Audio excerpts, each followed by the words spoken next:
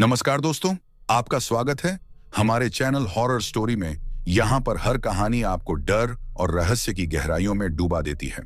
तो चलिए दोस्तों, आज की कहानी शुरू करते हैं। कहानी को शुरू करने से पहले अगर आप हमारे चैनल पर पहली बार आए हैं तो चैनल को सब्सक्राइब कर लें। रवि एक युवा आईटी कर्मचारी था जो रोज देर रात तक ऑफिस में काम करता था।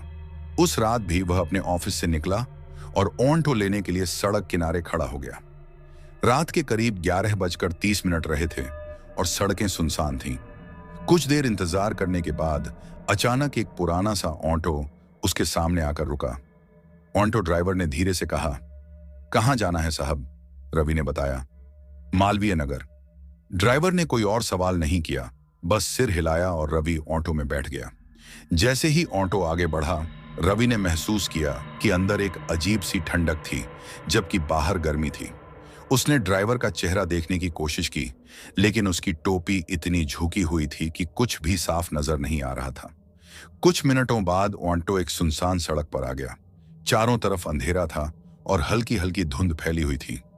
अचानक रवि ने देखा कि सड़क के किनारे एक औरत सफेद साड़ी में खड़ी थी।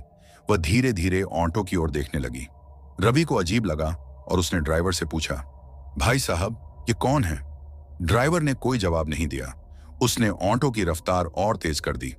रवि घबरा गया और अपना मोबाइल निकालने लगा, लेकिन जैसे ही उसने स्क्रीन पर देखा, उसकी बैटरी अचानक 0% दिखाने लगी और फोन बंद हो गया। अब रवि को सच में डर लगने लगा था। उसने दोबारा ड्राइवर को देखा और इस बार उसकी नजर ड्राइवर के हाथों पर पड़ी। हाथों की जगह सिर्फ हड्डियां थीं। रवि का खून जम गया। वह कांपते हुए पीछे मुड़ा और देखा कि वह सफेद साड़ी वाली औरत अब ऑटो के ठीक पीछे दौड़ रही थी। रवि चीख पड़ा, "रुको, मुझे उतरना है!" ड्राइवर ने धीरे से कहा, "अब कोई नहीं उतर सकता।" अगले ही पल रवि बेहोश हो गया। सुबह जब लोगों ने देखा तो एक पुराना ऑटो सुनसान सड़क पर खड़ा था, लेकिन उसमें कोई नहीं था, न ड्राइवर न रवि। बस एक जली हुई फोटो पड़ी थी जिस पर लिखा था। सुबह के अखबार में एक खबर छपी, रवि शर्मा 28 वर्षीय आईटी कर्मचारी रात को रहस्यमय तरीके से लापता। आखिरी बार उसे एक पुराने ऑटो में देखा गया था। रवि के दोस्त अर्जुन को यह खबर पढ़कर झटका लगा।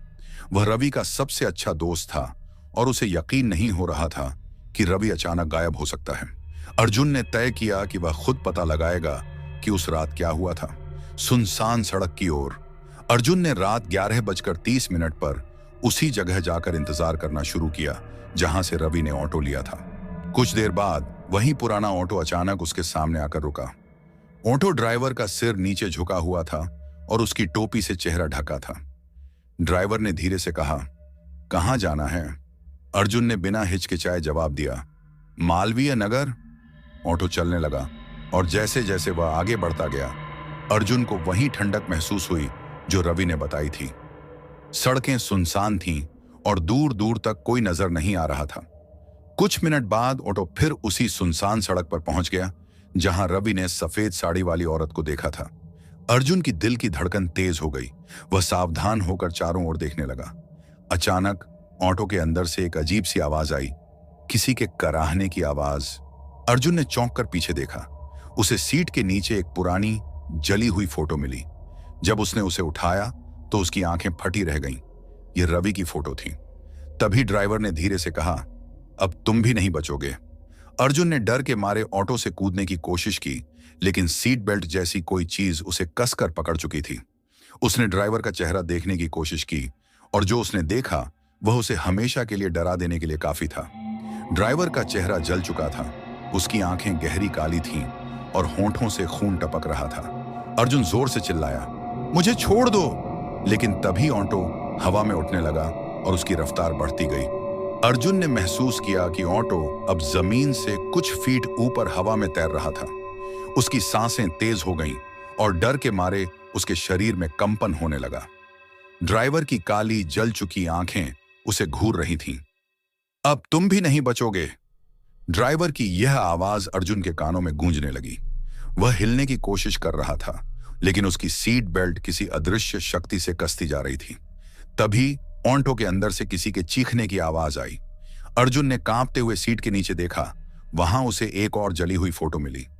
इस बार यह सिर्फ रवि की नहीं थी, उसमें खुद अर्जुन की भी तस्वीर थी। रवि की पुकार। अचानक ऑटो एक जोरदार झटके से रुक गया।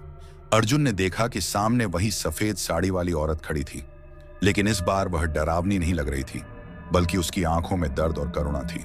उसने धीरे से कहा, भागो, इससे पहले कि बहुत देर हो जाए। ड्राइवर ने गुस्से में चिल्लाते हुए कहा, इसे जाने मत दो। अर्जुन को समझ नहीं आ रहा था कि क्या हो रहा है, लेकिन उसका दिमाग बस एक ही चीज कह रहा था, भागो।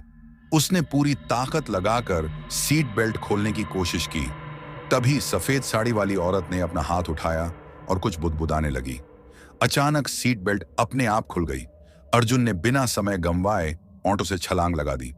जैसे ही उसने जमीन को छुआ, उसे एक जोरदार धमाके की आवाज सुनाई दी। उसने पीछे मुड़कर देखा, ऑटो हवा में लहराते हुए काले धुएं में बदल चुका था और उसके अंदर ड्राइवर की जलती हुई आकृति तड़प रही थी।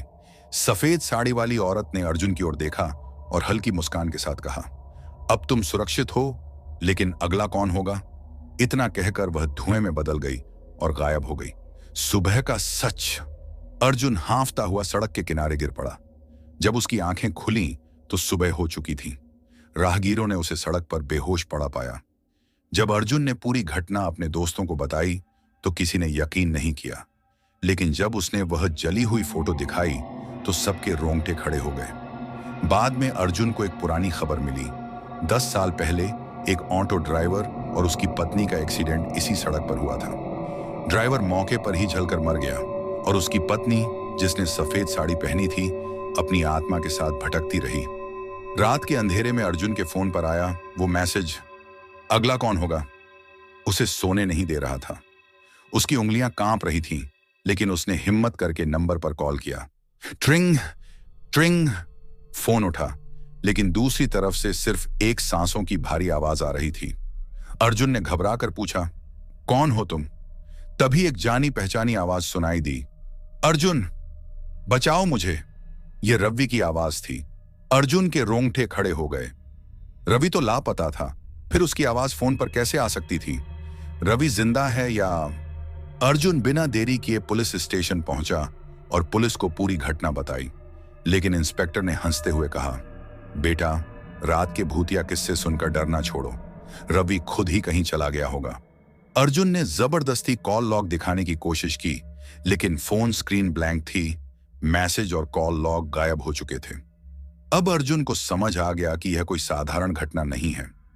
भूतिया सड़क पर वापसी अर्जुन ने ठान लिया कि वह रवि को बचाने के लिए उसी सड़क पर दोबारा जाएगा। उसने अपने दोस्त विशाल और रोहित को भी साथ लिया ताकि वह अकेला न पड़े। रात के 11:30 पर वे तीनों उसी सड़क पर पहुंचे। चारों ओर अजीब सी ठंडक थी और हवा में हल्की सी बदबू थी, जैसे किसी चीज के जलने की गंध। तभी वही पुराना ऑटो सड़क के कोने से धीरे धीरे उनकी ओर बढ़ता हुआ दिखाई दिया। अर्जुन ने हिम्मत दिखाते हुए हाथ उठाया और ऑटो रुक गया। ड्राइवर ने अपना सिर उठाया और उसकी जली हुई गल सड़ी खोपड़ी दिखाई दी। आओ साहब, बैठो। लेकिन इस बार अर्जुन डरने की बजाय आगे बढ़ा और गुस्से में चिल्लाया, रवि कहाँ है? ड्राइवर हंसने लगा। उसकी हंसी हवा में गूंजने लगी। वो वहीं है जहां उसे होना चाहिए। चलो तुम्हें भी वहीं ले चलता हूं। अचानक ऑटो का दरवाजा अपने आप खुल गया और अंदर से किसी ने अर्जुन का हाथ पकड़ लिया। यह रवि था। उसकी आंखें काली पड़ चुकी थीं, चेहरा बेजान लग रहा था। अर्जुन, मुझे बचाओ। अर्जुन और उसके दोस्तों ने रवि को खींचने की कोशिश की, लेकिन एक अनदेखी ताकत उसे अंदर खींच रही थी। विशाल ने झट से जेब से हनुमान चालीसा निकाली और जोर से पढ़ना शुरू किया। अचानक ऑटो जोर से हिलने लगा। ड्राइवर दर्द से चीख उठा। सफेद साड़ी वाली औरत फिर से दिखाई दी, लेकिन इस बार उसका चेहरा गुस्से से भरा था। अब कोई नहीं बचेगा। अर्जुन ने पूरी ताकत से रवि को बाहर खींच लिया और उसी समय ऑटो जोरदार धमाके के साथ गायब हो गया। सुबह का सच। अर्जुन, रवि और उसके दोस्त बेहोश सड़क किनारे मिले। जब उन्होंने होश में आकर पूरी घटना लोगों को बताई तो किसी को विश्वास नहीं हुआ, लेकिन पुलिस को वहां एक पुराना जला हुआ ऑटो मिला जो 10 साल पहले वाले एक्सीडेंट का ही था। अब सवाल यह था, क्या भूतिया ड्राइवर हमेशा के लिए खत्म हो गया या वह फिर लौटेगा? रवि को कमरे में अजीब तरह से कांपते हुए देखकर अर्जुन घबरा गया। उसकी लाल आंखें, तेज सांसें और बड़बड़ाती हुई आवाज किसी और ही डरावनी चीज का संकेत दे रही थी। अर्जुन ने झिझकते हुए पूछा, रवि, तुम ठीक तो हो? रवि ने अचानक उसकी ओर देखा। उसकी आंखों में एक अजीब सा अंधेरा था और उसके चेहरे पर एक भयानक मुस्कान फैल गई। अभी सब खत्म नहीं हुआ। तभी दरवाजे पर जोरदार दस्तक हुई। अर्जुन ने धीरे से दरवाजा खोला, लेकिन वहां कोई नहीं था।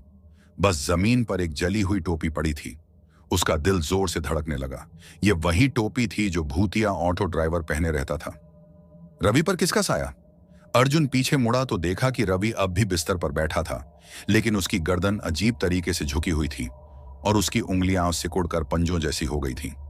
अचानक रवि ने एक अजीब सी आवाज में कहा, तुम्हें भी आना होगा, ड्राइवर इंतजार कर रहा है। यह कहते ही रवि जोर से चीखने लगा और कमरे की लाइट्स तेज झपकने लगीं। अर्जुन ने घबराकर पीछे हटने की कोशिश की, लेकिन तभी रवि ने उसकी कलाई पकड़ ली। उसकी पकड़ बर्फ जैसी ठंडी थी। रवि, यह तुम नहीं हो, होश में आओ, अर्जुन चिल्लाया, लेकिन रवि की पकड़ और भी कस गई। उसकी आंखों में अब काले धुएं के बादल उमड़ने लगे थे। तभी अचानक कमरे की खिड़की जोर से खुली और बाहर से किसी औरत की चीखने की आवाज आई। सफेद साड़ी वाली औरत फिर से आई। अर्जुन ने बाहर झांका और उसने देखा वही सफेद साड़ी वाली औरत जो पहले सड़क पर दिखाई दी थी, लेकिन इस बार उसका चेहरा पूरी तरह जला हुआ था और उसकी आंखों से काला धुआं निकल रहा था। वह सड़क के बीचों बीच खड़ी थी और धीरे धीरे अर्जुन के कमरे की तरफ बढ़ रही थी। अर्जुन के अंदर जैसे सारा खून जम गया। तभी कमरे में तेज हवा चलने लगी और रवि ने जोर से चिल्लाते हुए कहा, अब कोई नहीं बचेगा। क्या अर्जुन बच पाएगा? क्या भूतिया ड्राइवर सच में वापस आ गया है? और सफेद साड़ी वाली औरत